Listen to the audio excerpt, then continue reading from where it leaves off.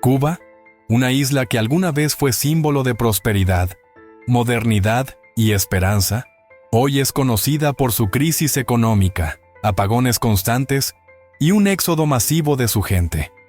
¿Cómo un país con tanto potencial cayó en uno de los desastres económicos más profundos de la historia moderna?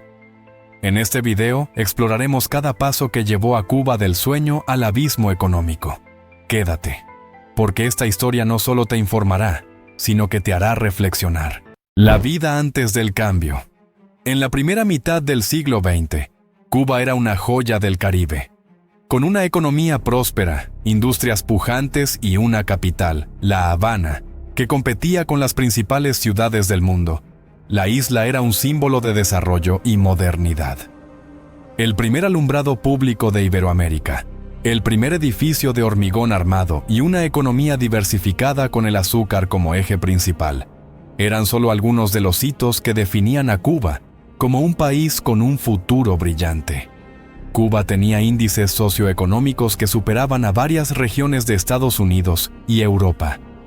Pero esta historia de prosperidad estaba a punto de cambiar para siempre. Detrás de la fachada de modernidad y éxito, había tensiones políticas, desigualdades sociales y un sistema que muchos consideraban injusto. La calma era solo aparente. Un cambio se aproximaba. El llamado al cambio. En 1959, Fidel Castro y su revolución llegaron al poder con promesas de igualdad, justicia social y el fin de la explotación extranjera. Millones de cubanos vieron en el movimiento revolucionario una esperanza para cambiar el rumbo del país. Las promesas eran claras: tierras para los campesinos, reducción de alquileres, salarios justos y nacionalización de industrias estratégicas. Sin embargo, detrás de estas promesas, comenzaban a formarse las bases de un sistema que marcaría el futuro de la isla. Una economía centralizada y controlada por el Estado.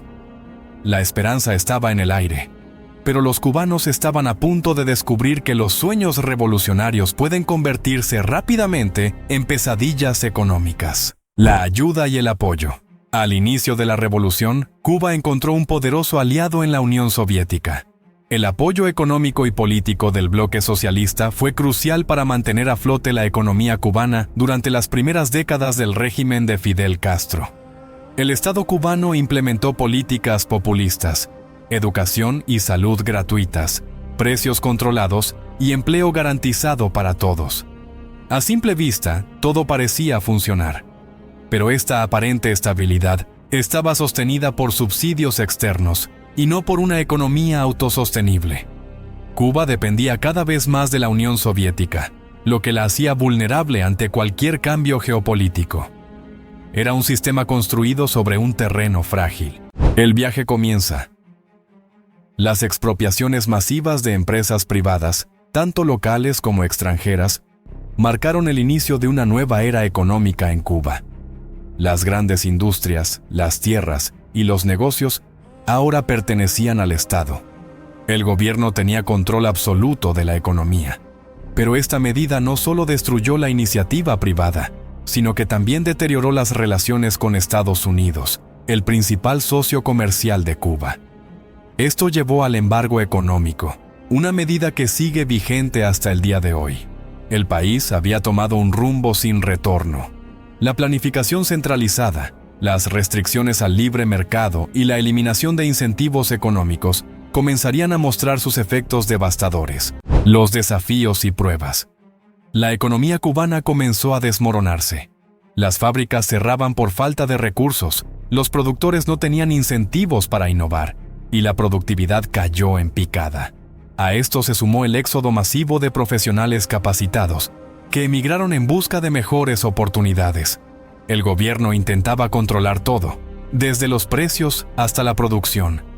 Pero cada medida solo profundizaba el caos. Las políticas populistas chocaban con la realidad económica.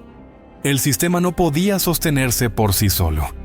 Con la caída de la Unión Soviética en 1991, la economía cubana colapsó. El periodo especial trajo hambre, apagones y una crisis humanitaria que dejó una cicatriz imborrable en la historia de la isla. El enfrentamiento directo. Ante el colapso económico de los años 90, Cuba se encontraba en una encrucijada. La caída de la Unión Soviética significó el fin de los subsidios millonarios que habían sostenido la economía de la isla durante décadas. Sin petróleo, sin recursos y sin aliados económicos sólidos, el gobierno cubano se vio obligado a implementar medidas de emergencia. Se legalizó el uso del dólar estadounidense, se permitió el autoempleo en pequeñas ocupaciones, y se abrieron las puertas a inversiones extranjeras en sectores específicos como el turismo. Surgieron tímidos negocios privados, restaurantes caseros, pequeños comercios y alquileres de habitaciones para turistas. A primera vista, estas medidas parecían un cambio positivo, pero eran apenas parches temporales para una herida profunda. El gobierno nunca dejó de controlar los sectores estratégicos de la economía, y cualquier intento de expansión empresarial era rápidamente limitado por regulaciones asfixiantes y burocráticas. El turismo se convirtió en la tabla de salvación de Cuba. Miles de extranjeros visitaban la isla cada año, dejando ingresos en hoteles, restaurantes y servicios turísticos.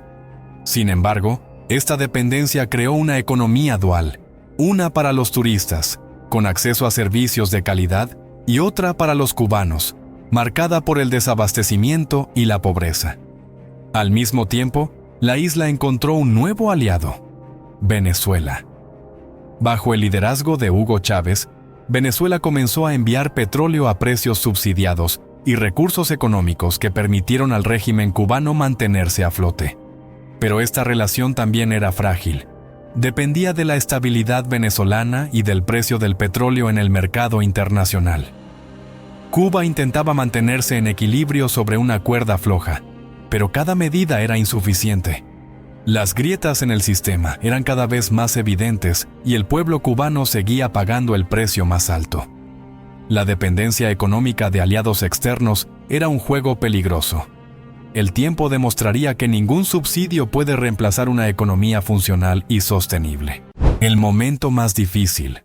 La muerte de Hugo Chávez en 2013 marcó el inicio del fin de una era de subsidios venezolanos. Sin la misma cantidad de petróleo ni el apoyo financiero constante, Cuba comenzó a experimentar una nueva ola de crisis económica. Al mismo tiempo, la pandemia de COVID-19 en 2020 terminó de desmoronar lo poco que quedaba de estabilidad económica. El turismo, principal fuente de ingresos de la isla, se detuvo por completo. Los apagones se volvieron constantes, los alimentos desaparecieron de los mercados y los medicamentos escaseaban en los hospitales. El salario promedio de un cubano apenas alcanzaba para comprar un cartón de huevos. La inflación devoraba cualquier intento de ahorro y las reformas monetarias implementadas por el gobierno solo agravaron el problema. En un intento desesperado por controlar la economía, el gobierno lanzó la Tarea Ordenamiento, una reforma que, en teoría, debía mejorar los salarios y las pensiones.